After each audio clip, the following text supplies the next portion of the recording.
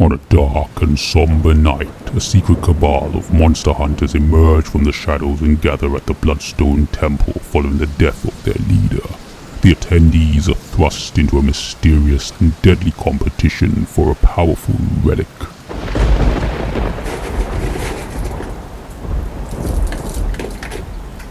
What's up everyone, so here we are, we've finally been introduced to the world of monsters in the MCU with Werewolf by Night, and you've truly never seen anything like this in the MCU. Being a fan of horror movies, being able to have that blended in with Marvel characters is so much welcomed, and although we had some horror elements in Multiverse of Madness, this right here is done to perfection. Now this is another one of those times where I know nothing about the title character except that he's a werewolf who's fought Moon Knight at one point, and also that he, Jack Russell, played by Gael Garcia Bernal, is a descendant of lycans or werewolves. Directed by Michael Giacchino, who most will know for his work as a composer. He's worked on The Incredibles, Ratatouille, Rogue One, Spider-Man, Planet of the Apes, the list goes on and on. But most won't know that he's always loved film from the perspective of wanting to direct, and with this project he's definitely going to become a favourite of many. Werewolf by Night has that 1940s Universal monsters horror style, which you feel all the way from the Marvel fanfare that plays at the beginning. It's campy, but it builds on the suspense of the characters you're introduced to, and it comes as no surprise that Giacchino also does the music here, that the sounds and music are blended so well together that it makes everything captivating and haunting. You're really drawn in by what everyone is saying and doing.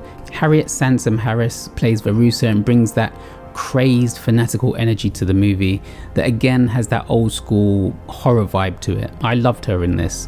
And there's also a scene where there's a horn being played in the background as the hunters are about to stalk their prey. That just added a sense of dread and suspense to everything. Again, my hat goes off to Giacchino. There is comedy in here, but it's done so subtly that it's not in your face or over the top. Again, because of the campy Hammer House of Horror nature of this style, everything just blends perfectly together. There are some scary moments in here. It is brutal and they weren't afraid to just go for it, and whether it's with the fights or the blood, and there's lots of blood and gore. Maybe because it's in black and white that they were able to get away with it more, but the blood really does spray. Honestly, there were some really surprising moments for me, but I am so happy that they were added to the special. I don't think this is a spoiler, and if you've seen the trailers then you know that Man-Thing is in this, and I feel like it will make new fans of the character. I won't say more than that, but Man-Thing is a great addition to Werewolf by Night.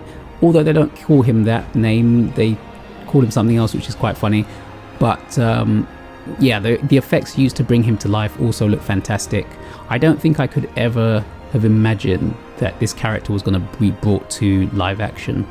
Speaking of effects, the movie uses mostly practical effects throughout, which really pays off. I was wondering how they would make the werewolf look, as we don't really get a good look at him in the trailer, and I think they've done it really well here. It's not like what most movies would do these days with the use of CGI, but if anything he looks more like the original comic version of the character, so you can't really ask for more than that.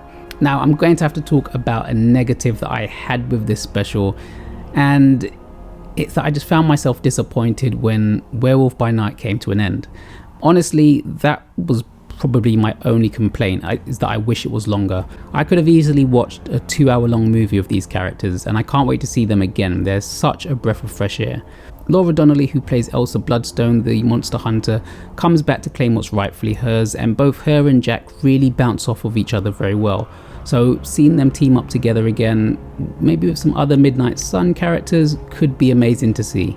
Werewolf by Night is Marvel's most ambitious project yet, and it shows that Marvel Studios are not afraid to use violence and gore when the right property requires it. Michael Giacchino has knocked this one out of the park, and I'd love to see him do more in the future, especially with the monster characters in the MCU. This special really does feel like its own unique thing, and I for one need to see more. If you can't tell yet, I loved it and would definitely recommend watching it. But maybe you've seen it already, so let me know what you thought about it. Leave your thoughts below. Thanks for watching the review. Don't forget to hit the like button, subscribe if you haven't subscribed, and I'll catch you next time.